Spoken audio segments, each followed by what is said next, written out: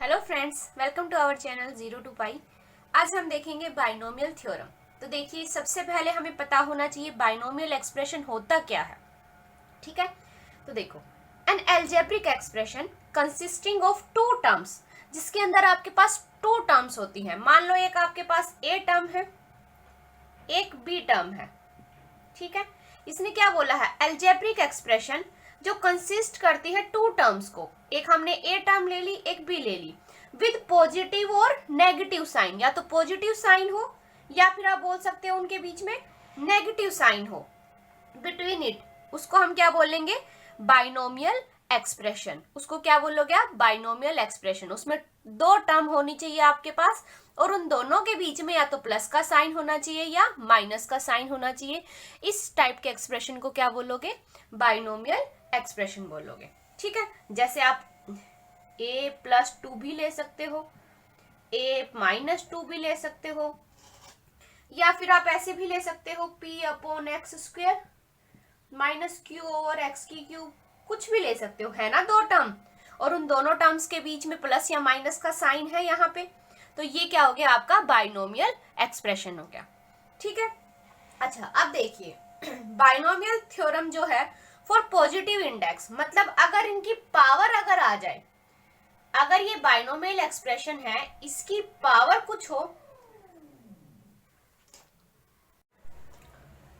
तब आप इसको कैसे एक्सपेंड करोगे। तो देखो कैसे करोगे आप इसको, NC0, फर्स्ट टर्म क्या है, a की पावर n-0, तो n-0।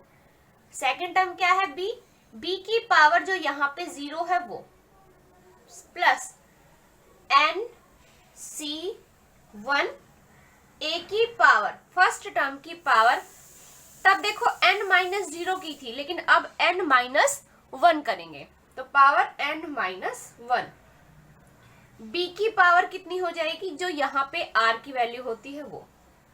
ठीक है, ऐसे सिमिलरली NC2, a की पावर हो जाएगी n-2 और b की पावर हो जाएगी 2, अप टू सोन।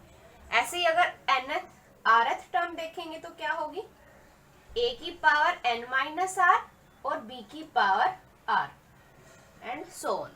इस तरीके से आपका ये चलता रहता है n तक, जब तक ये पावर n ना हो जाए, मतलब NCn, a की पावर n-n मतलब 0, b की पावर n तक, यहां तक ये टर्म आपकी चलती रहती है। इसी को क्या बोलेंगे, binomial theorem for positive index.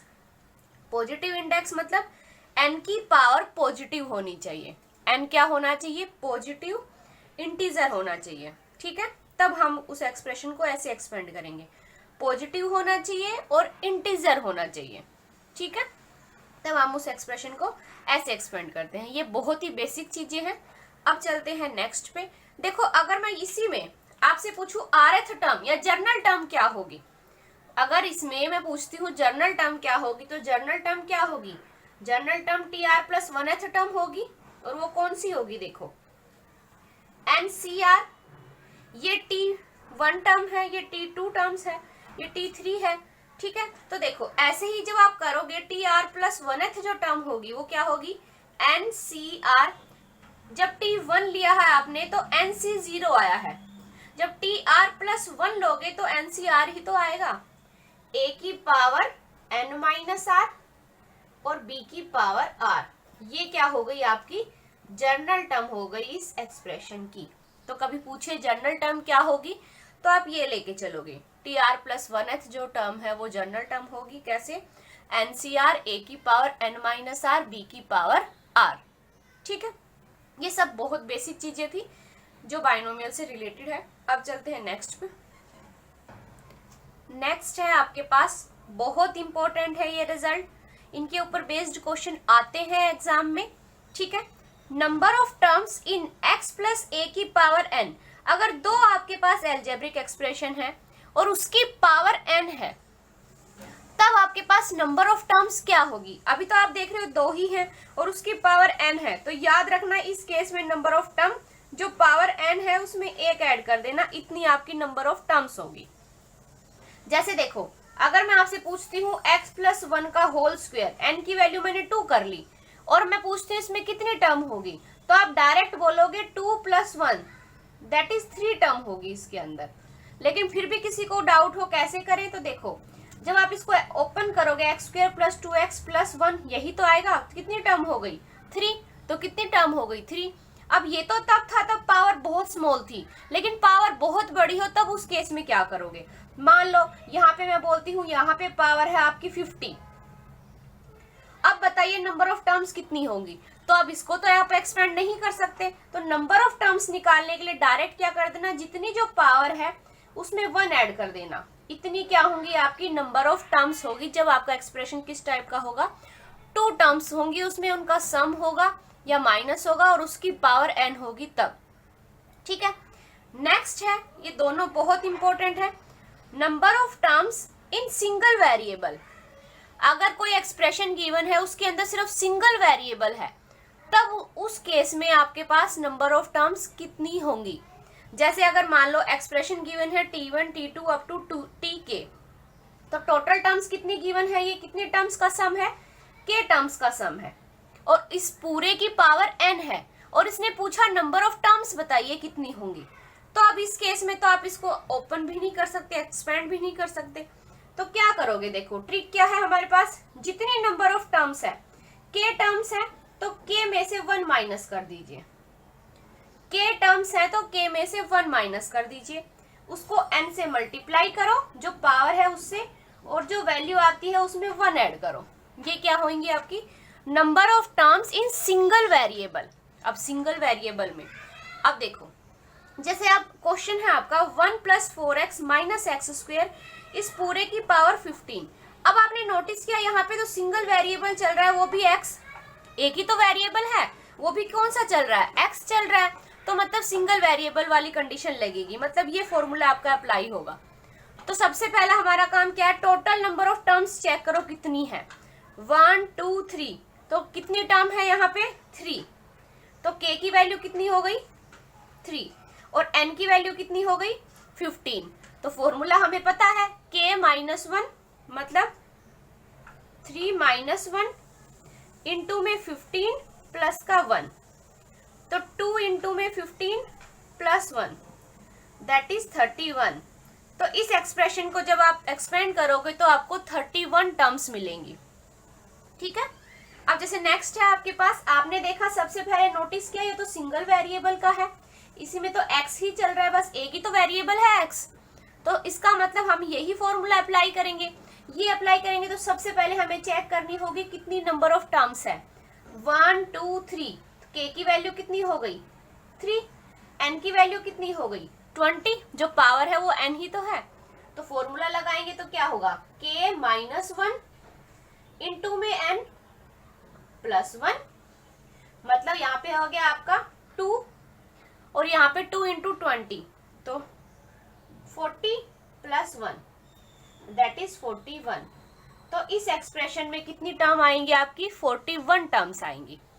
ठीक है, अब चलो ठीक है, सिंगल वेरिएबल का हो गया कि भाई चलो एक ही वेरिएबल मिला हमें x, लेकिन अगर मल्टी वेरिएबल मिले, एक से ज्यादा वेरिएबल मिले, हो सकता है एक्स वाई मिल जाए, एक्स वाई जेड भी मिल जाए, एक्स वाई जेड और t, ऐसे कोई और भी वेरिएबल मिल जाए, 2 वेरिएबल का, 3 वेरिएबल का, 4 वेरिएबल का, कुछ भी एक्सप्रेशन मिल सकता है। तो देखो उस केस के लिए नंबर ऑफ टर्म्स कैसे निकालेंगे, number of terms in multi variable. अब मल्टी वेरिएबल हो गया ना कि भाई एक से ज्यादा वेरिएबल हो, यहाँ पे तो सिर्फ एक वेरिएबल चल रहा था x, यहाँ पे एक से ज्यादा वेरिएबल हो और एक्सप्रेशन इस फॉर्म में हो t1 plus t2 up to tk और उस पूरे की पावर n, तब नंबर ऑफ टर्म्स क्या होंगी आपकी। तो नंबर ऑफ टर्म्स क्या होंगी, देखो आपको क्या करना है, जो पावर n है वो लो, उसमें ऐड करो क्या, जितनी नंबर ऑफ टर्म्स है, कितनी टर्म्स है k टर्म्स है, तो उसमें k और उसमें से 1 माइनस करो। ठीक है, n प्लस k माइनस 1, जो टर्म्स ली है आपने k, उसमें से k माइनस 1 कर दिया, और c k माइनस 1, इसको एक्सपेंड कर देना, आपका टोटल नंबर ऑफ टर्म्स आ जाएगी इन मल्टी वेरिएबल।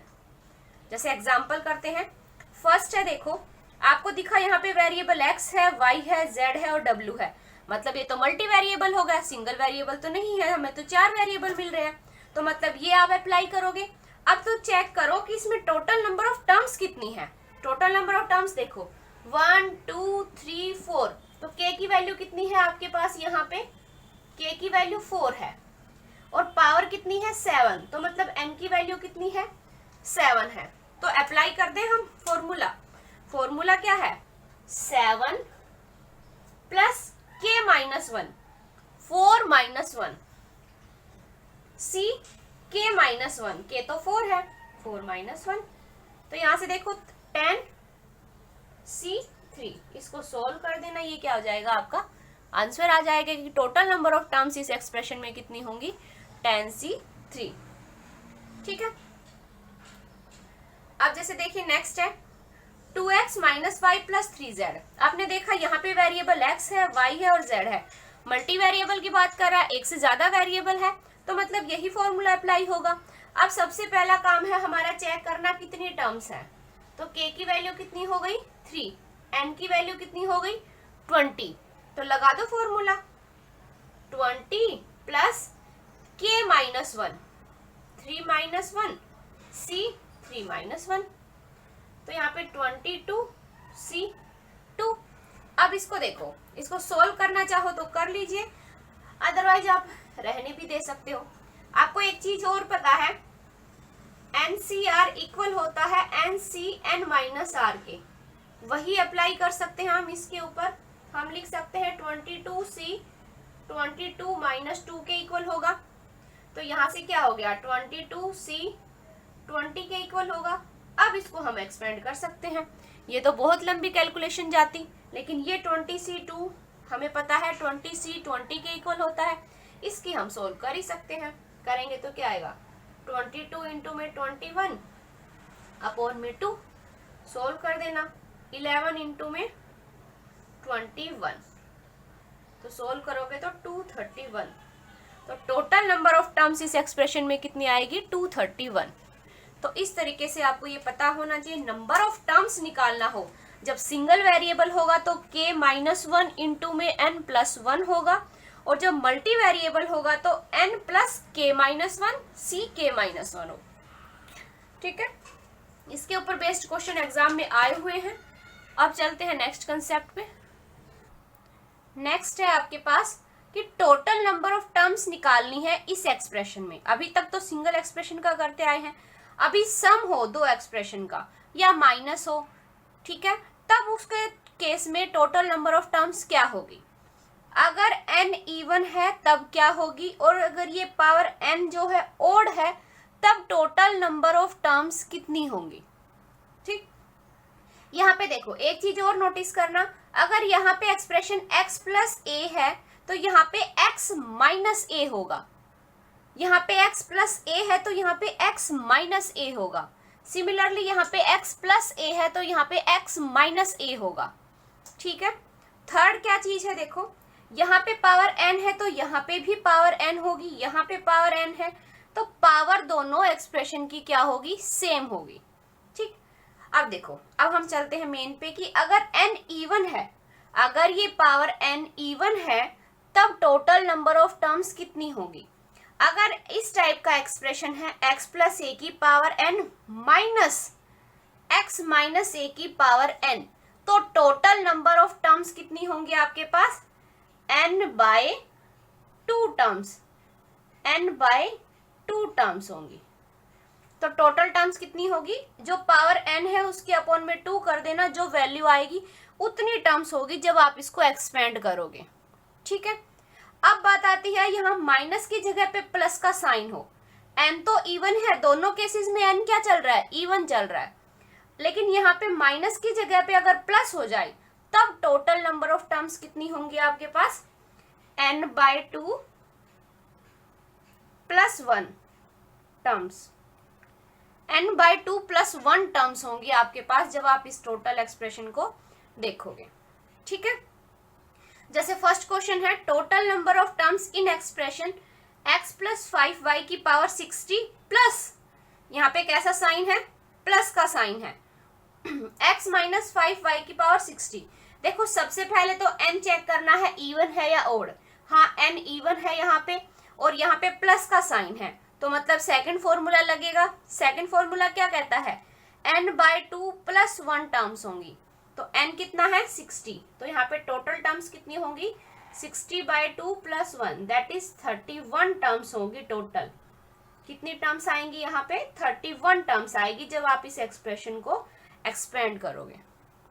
ठीक है, जैसे नेक्स्ट है, यहाँ पे पावर 100 है, इवन नंबर है, ठीक है, और यहाँ पे माइनस है, माइनस के लिए ये वाला फॉर्मूला लगेगा n/2 टर्म्स का। तो टोटल नंबर ऑफ टर्म्स ही तो पूछी है, वो कितनी होगी n/2, मतलब 100/2 टर्म्स होंगी इसको जब आप इसको एक्सपेंड करोगे, तो दैट इज 50 टर्म्स निकलेंगी आपकी, 50 टर्म्स आएंगी जब आप इसको एक्सपेंड करोगे।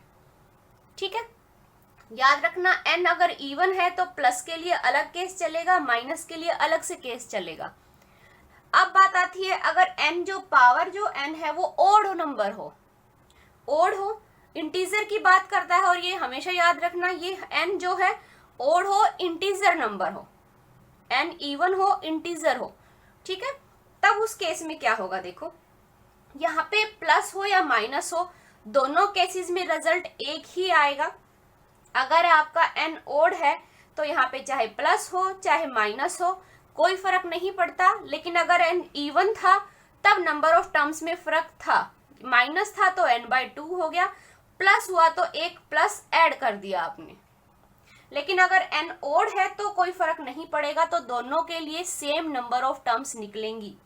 ठीक है, तो नंबर ऑफ टर्म्स कितनी हो जाएगी, जो ये पावर n है उसमें 1 ऐड करना, अपॉन में 2 कर देना, इतनी जो टर्म आएंगी वो आएंगी टोटल नंबर ऑफ टर्म्स। ठीक है, n प्लस 1/2 टर्म्स निकलेंगी। अब जैसे क्वेश्चन है आपका कि total number of terms in the expansion of x plus a की power 51 minus x minus a की पावर 51।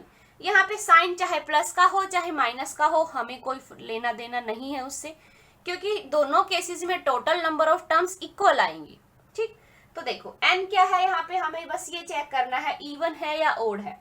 अगर यहाँ पे ओड है तो फिर क्वेश्चन देखो ये फॉर्मूला लग जाएगा, n ओड है तो टोटल नंबर ऑफ टर्म्स कितनी होगी n plus 1 upon 2 that is 52 upon 2 that is 26 term. तो टोटल नंबर ऑफ टर्म्स कितनी होंगी यहाँ पे 26 टर्म। तो ये सारे कंसेप्ट एग्जाम में आए हुए हैं, तो आप इनको अच्छे से कर लेना। ठीक है, अगर n इवन होगा तो ये दोनों पॉसिबिलिटी है, अगर n ओड होगा तो ये पॉसिबिलिटी है। एग्जाम्पल मैंने साथ साथ करा दिया आपको। ठीक है, अब चलते हैं नेक्स्ट पे। नेक्स्ट है आपके पास मिडिल टर्म निकालना हो, अगर आपको किसी एक्सप्रेशन का मिडिल टर्म पूछे कि क्या होगा तो कैसे निकालेंगे। देखो मिडिल टर्म बोले या ग्रेटेस्ट टर्म बोले बात एक ही है, मिडिल टर्म हो या फिर जो ग्रेटेस्ट टर्म हो, ग्रेटेस्ट टर्म, तो जो कोफिशिएंट आएगा वो मिडिल टर्म का और ग्रेटेस्ट टर्म का दोनों का सेम आता है। तो मिडिल टर्म का कोफिशिएंट हो या ग्रेटेस्ट टर्म की बात करें, दोनों की वैल्यू क्या होगी, सेम होगी। तो इसमें कंफ्यूज नहीं होना, आपने एक सीख लिया तो दूसरे का भी सेम यही है। ठीक है, देखो अगर n इवन नंबर है, कोई एक्सप्रेशन है आपका x प्लस माइनस a की पावर n इस टाइप का, और यहाँ पे जो n पावर है वो इवन नंबर है, तब उस केस में मिडिल टर्म क्या होगी आपके पास n/2 प्लस 1th जो टर्म होगी, ये टर्म क्या होगी आपकी मिडिल टर्म होगी, अगर n इवन है। जैसे अभी ये क्वेश्चन है x प्लस 2y की पावर 6, इसमें मैं पूछूं मिडिल टर्म क्या होगी, टर्म पूछा है तो मिडिल टर्म क्या होगी, n 6 है, इवन नंबर है, तो मिडिल टर्म क्या होगी आपके पास, मिडिल टर्म होगी आपके पास 6/2 प्लस 1th जो टर्म होगी, मतलब 4th टर्म जो निकलेगी इस एक्सप्रेशन की वो क्या होगी आपकी मिडिल टर्म होगी। मतलब T4 निकालना है आपको, जो होगी आपका वो मिडिल टर्म होगी, या फिर आप बोल सकते हो ग्रेटेस्ट टर्म होगी। ठीक है, अब देखो अगर n इवन है तो n/2 प्लस 1th जो टर्म आएगी वो क्या होगी, आपकी मिडल टर्म होगी। और n इवन है और साथ में याद रखना इन केसेस में सब में n इंटीजर चल रहा है। n क्या चल रहा है, इंटीजर की चल रहा है, वो भी पॉजिटिव इंटीजर, ठीक है, नेगेटिव के लिए नहीं है ये, n पॉजिटिव इंटीजर चल रहा है। सेकंड है, ठीक है, n इवन तो हो गया, ठीक है। अगर मैं टर्म पूछूं तो आप कैसे निकालोगे, t n/2 plus 1th term, तो क्या होगा, n जो पावर है वो c, r की जगह पे क्या है n/2, तो nc n/2, और फिर यही एक्सप्रेशन को आप एक्सपेंड कर देना, वो आपका क्या हो जाएगा, आपको जैसे उसने पूछा कोफिशिएंट बताइए, तो कोफिशिएंट निकालोगे तो nc n/2 निकाल देना, ठीक है। ऐसे अगर n ओड है, अगर n की वैल्यू क्या है, ओड है, तब उस केस में क्या होगा, इवन का तो हमने देख लिया, n/2 प्लस 1th टर्म होगी। n अगर ओड होगा तो क्या होगा, तो मिडल टर्म क्या हो जाएगी, n प्लस 1/2th टर्म, या फिर n प्लस 3/2th टर्म जो है वो क्या होगी, आपकी मिडल टर्म होगी। इन दोनों में से कोई भी एक लर्न कर लेना, पर दोनों लर्न करोगे, कभी कभी एग्जाम में पूछ भी लेता, अगर n ओड है तो इस एक्सप्रेशन की मिडल टर्म क्या होगी, तो दो ऑप्शन देगा, ये ऑप्शन देगा तो दोनों करेक्ट होंगे, n प्लस 1/2th और n प्लस 3/2th जो टर्म होगी वो क्या होगी, मिडल टर्म होगी, ठीक है। अब देखो, binomial coefficient of middle term is greatest binomial expression, तो यही बात हुई ना कि मिडल टर्म का जो कोफिशिएंट निकालते, मिडल टर्म निकालते हो बाइनोमियल कोफिशिएंट की, तो वो ग्रेटेस्ट बाइनोमियल एक्सप्रेशन होता है। तो हम ये भी बोल सकते हैं मिडल टर्म और ग्रेटेस्ट टर्म दोनों क्या होती है, एक ही होती हैं, ठीक है। तो देखो अभी जैसे इसमें पूछा है coefficient of middle term, middle term तो हमें मिल गई कि 4th टर्म जो है वो मिडल टर्म है, लेकिन उसका कोफिशिएंट पूछा है क्या होगा। तो देखो हमने अभी अभी पढ़ा जर्नल टर्म हम कैसे पढ़ते हैं, tr प्लस 1 टर्म थी हमारी जर्नल, तो हम कैसे करते थे, ncr, यही करते थे, जो ये r होता था ये x की पावर n-r, और a की पावर जो ये सेकंड टर्म है उसकी पावर ये r हो जाती थी, यही करते थे। अब मैं t4 को ऐसे लिख सकती हूँ, हमारे पास मिडल टर्म आई है t4th टर्म, तो t4 को हम लिख सकते हैं t3 प्लस 1, इस फॉर्म में लिखेंगे तो ऐसे ही लिखा जाएगा। तो r की वैल्यू कितनी हो गई, 3, r की वैल्यू कितनी हो गई 3, n कितना है आपके पास 6, n कितना है 6, तो निकाल देते हैं मिडल टर्म, ncr 6c3, और कोफिशिएंट पूछा है तो यहाँ पे x की पावर लिखना चाहो तो लिख सकते हो, अदरवाइज कोई जरूरत नहीं है क्योंकि उसने कोफिशिएंट पूछा है। x की पावर 6 माइनस 3 का 3 और 2y की पावर ये पूरा 3, तो कोफिशिएंट पूछा है तो x और y को तो हम नेग्लेक्ट कर देंगे, तो क्या बचा 6c3 और यहाँ से 2 की पावर 3, ये क्या हो गई आपकी कोफिशिएंट हो गया मिडल टर्म का, ये क्या हो गया कोफिशिएंट हो गया मिडल टर्म का, ठीक है। ऐसे आपको मिडल टर्म का निकालना है कि कौन सी टर्म है, टर्म पूछे तो 4th टर्म है, कोफिशिएंट पूछेगा तो फिर हमें ये एक्सपेंड करना होगा, ठीक है। ऐसे अगर n ओड होगा तब कैसे करेंगे वो और देखते हैं।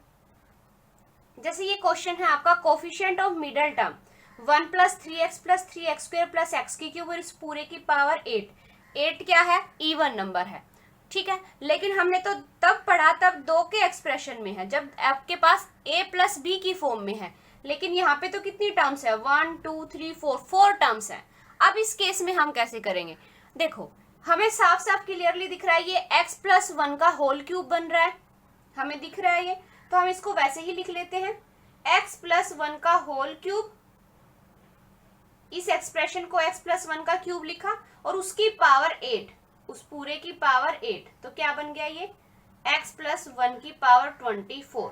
अब इसकी मिडल टर्म हम निकाल सकते हैं, n इवन नंबर है तो मिडल टर्म क्या हो जाएगी, टर्म क्या हो जाएगी मिडल टर्म, मिडल टर्म हो जाएगी आपके पास n/2 24/2 प्लस 1th जो टर्म होगी that is 13th term, t13 निकालना है आपको, क्या आएगा, ठीक है। तो कैसे करोगे, देखो t13 को आप लिख सकते हो 12 प्लस 1, तो क्या आएगा मिडिल टर्म क्या होगी फिर 24c यहाँ पे r आता है, r की जगह पे क्या है 12, तो 24c12 ये क्या हो गया कोफिशिएंट हो गया मिडल टर्म का। कोफिशिएंट ही तो निकालना था हमें, पूरी टर्म थोड़ी निकालनी थी, सिर्फ कोफिशिएंट पूछा था, तो 24c12 हो गया।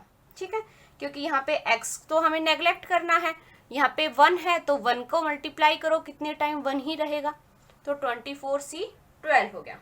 ठीक है, तो इस टाइप से अगर गिवन हो एक्सप्रेशन तो आप देखना कि वो क्या उसकी फॉर्म को कन्वर्ट कर सकते हो, अगर कर सकते हो तो करके फिर ये ट्रिक अप्लाई करना। ठीक है, नेक्स्ट है देखो x प्लस ए की पावर n, कोई एक्सप्रेशन गिवन है x प्लस ए की पावर n, n क्या होगा आपके पास इंटीजर होगा। The rth term from the beginning, तो rth जो टर्म है फ्रॉम बिगिनिंग से, rth टर्म फ्रॉम एंड। अगर कोई एक्सप्रेशन गिवन है उसमें पूछा है rth टर्म जो है फ्रॉम एंड वो किसके इक्वल होगी, अगर हम स्टार्टिंग से उस नंबर को काउंट करें। जैसे आपके पास x प्लस ए की पावर n है, तो यहाँ से ये बोल रहा है कि लास्ट से जब आपने इस एक्सप्रेशन को एक्सपेंड किया तो लास्ट से तो कोई टर्म rth पोजीशन पे है, तो स्टार्टिंग से वो कौन सी पोजीशन पे होगी, तो लास्ट से काउंट करने पे तो वो rth पोजीशन पे आ रही है, लेकिन जब आप बिगिनिंग से स्टार्ट करते हो तब वो कौन सी पोजीशन पे होगी ये पूछा है। तो वो तब कौन सी पोजीशन पे होगी, n minus r plus 2th जो टर्म होगी वो वही टर्म होगी। ठीक है, लास्ट से जो rth टर्म है बिगिनिंग से वो n minus r plus 2th term होगी।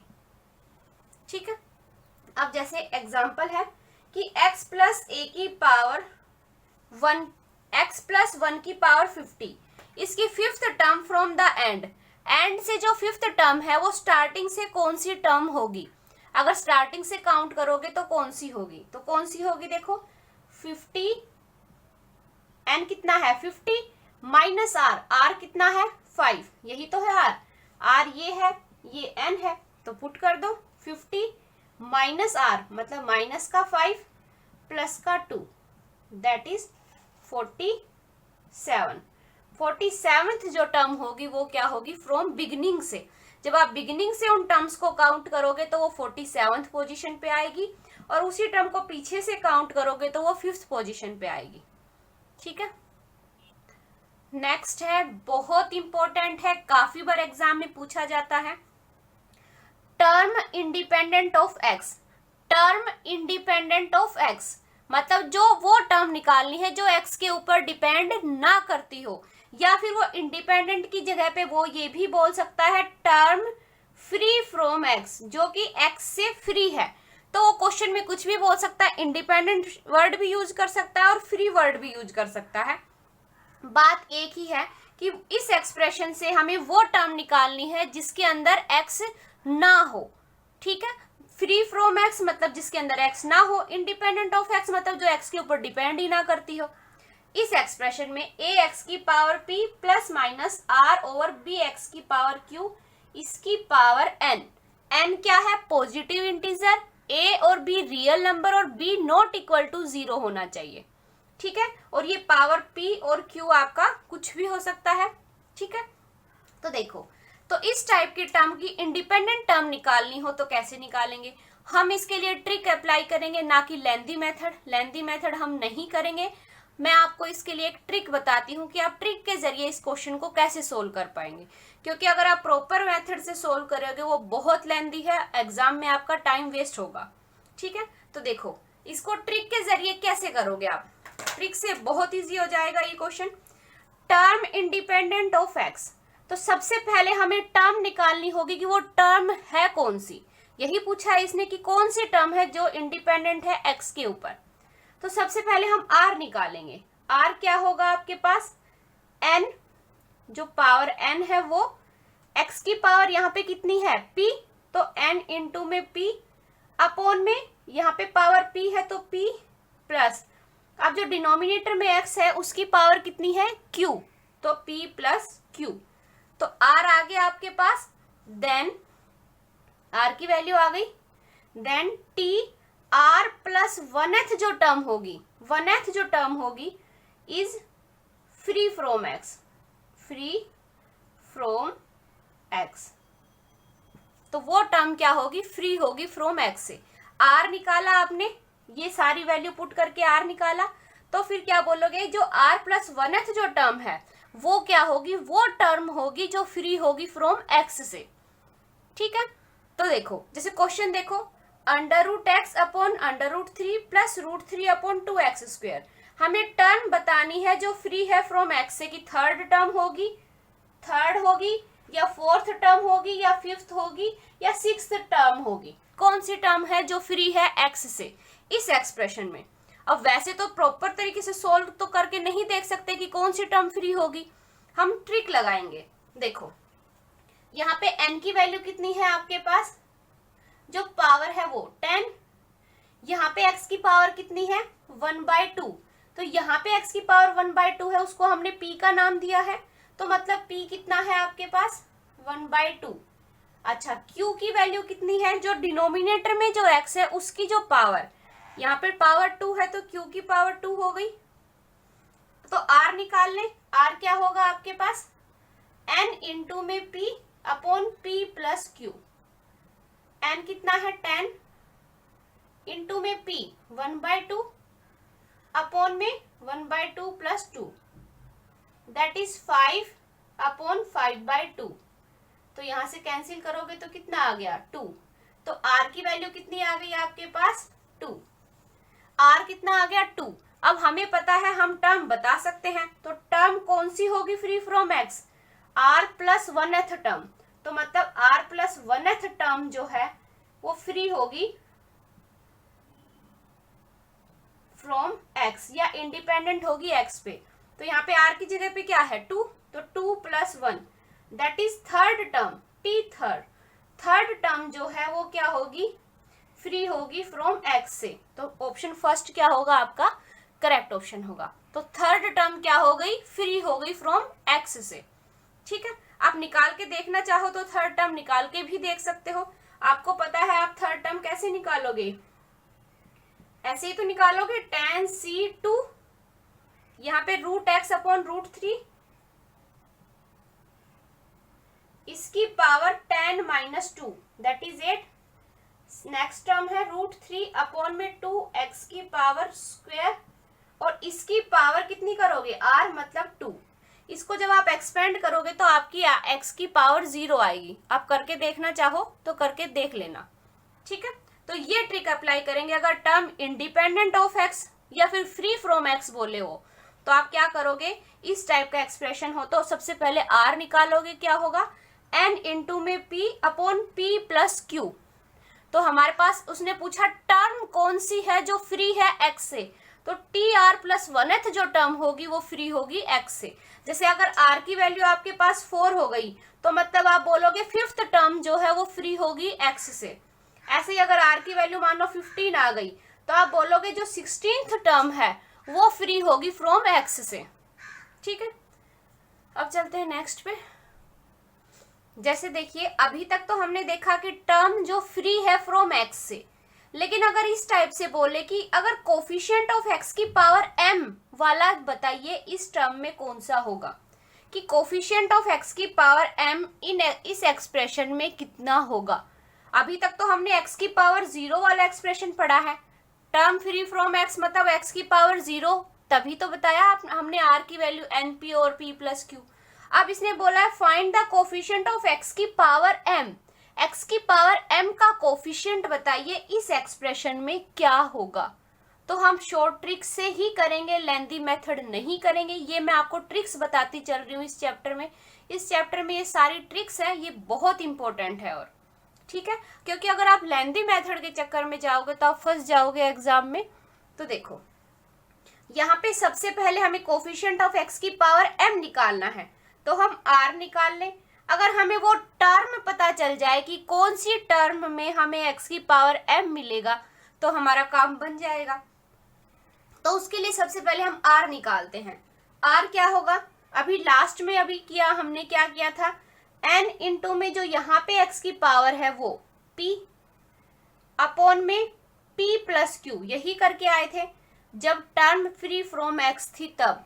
लेकिन यहाँ पे कोफिशिएंट ऑफ x की पावर m पूछा है तो माइनस कर देना ऊपर m, n p minus m upon p plus q कर देना, ये आपका आर आ गया। देन वी फाइंड, तब आपको फाइंड करना आप, then find t r plus oneth term, r आ गया आपका, t r plus oneth term निकालना, वहां से आपका कोफिशिएंट ऑफ एक्स की पावर m मिल जाएगा। ठीक, जैसे क्वेश्चन है आपके, इन एक्सप्रेशन 3x² माइनस 1/2 की क्यूब इसकी power 10 find the coefficient of x की पावर 5। देखिए मैं बार बार नहीं बता पाती हूँ कि यहाँ पे n पॉजिटिव इंटीजर होगा, a और b रियल नंबर होगा, तो ये आप ध्यान रखना। ठीक है, देखो इसमें आपको x की पावर 5 का कोफिशिएंट निकालना है, क्या होगा। तो सबसे पहले आप ये बताइए, आपके पास m की वैल्यू कितनी है 5, n की वैल्यू 10, p की वैल्यू 2, q की वैल्यू 3, आ गई वैल्यू आपके पास सारी। अब r निकाल लेते हैं, r निकालो, क्या है n इंटू में p minus m upon p plus q, तो r क्या हो गया आपके पास, n इंटू में p 20 minus 5 upon p plus q 5, that is r की वैल्यू यहां से कितनी आ गई 15/5 3, r कितना हो गया आपके पास 3 हो गया। तो r की वैल्यू 3 हो गई, तो आप कौन सी टर्म निकालोगे, T r plus oneth term निकालोगे, वहां से आपको कोफिशिएंट ऑफ x की पावर 5 मिल जाएगा। ठीक है, तो निकाल लेते हैं, देखो कैसे निकालोगे। हमें पता है T r plus oneth term को हम कैसे लेते हैं, एन सी आर एक्स की पावर n माइनस आर और यहाँ पे a की पावर r, इस एक्सप्रेशन में जब x प्लस माइनस a की पावर n चल रहा होता है तो T r plus oneth term ये होती है आपकी। तो उसी में करते हैं, देखो यहाँ पे n की जगह पे 10, c r कंपेयर करोगे तो 3 तो है यहाँ पे r 3, फर्स्ट टर्म क्या है 3x², इसकी पावर 10 माइनस 3 7, सेकेंड टर्म है 1/2x की क्यूब, इसकी पावर है 3। आपको लिखने की जरूरत नहीं है ये x वाली टर्म, क्वेश्चन जब आप उसमें करोगे एग्जाम में, मैं इसलिए लिख के दिखा रही हूँ ताकि आपको कंफर्म हो जाए कि आपके पास x की पावर 5 मिलेगी आपको यहाँ पे। ठीक है, देखो, और हमें पता है NCR इक्वल होता है NC एंड माइनस R के, तो यहाँ से 10C3 इक्वल हो जाएगा 10C 10 माइनस 3 के, दैट इज 10C3 को हम लिख सकते हैं 10C7। क्यों लिख सकते हैं, क्योंकि इसमें कैलकुलेशन बहुत लंबी जाएगी, तो 10C3 को मैं 10C7 लिख सकती हूँ, तो वही लिख लेते हैं। यहाँ से आया 10C7, यहाँ से आया आपका 3 की पावर 7 x की पावर 14 अपॉन में 1/2 की पावर 3 8, और साथ में माइनस का साइन है तो यहाँ पे माइनस लेके चलते हैं। ठीक है, और यहाँ पे x की पावर 3 इंटू में 3 कितना हो गया 9, x की पावर 9, तो यहाँ से आप सोल्व करोगे तो देखो माइनस का 10C7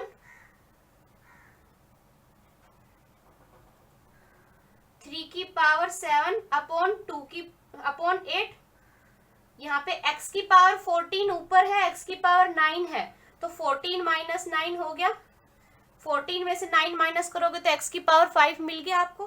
तो x की पावर 5 का कोफिशिएंट ही तो पूछा है, 3 की पावर 7 अपॉन 8 x की पावर 5। अब कोफिशिएंट ऑफ x की पावर पूछा है, तो कोफिशिएंट तो यही तो है इसका कोफिशिएंट, माइनस 10C7 3 की पावर 7 अपॉन 8, इसको आप एक्सपेंड कर देना, आपका आंसर आ जाएगा। जब आप इसको सोल्व करोगे तो आंसर आएगा -32805। ये सिंपल कैलकुलेशन है, ये आप कर लेना।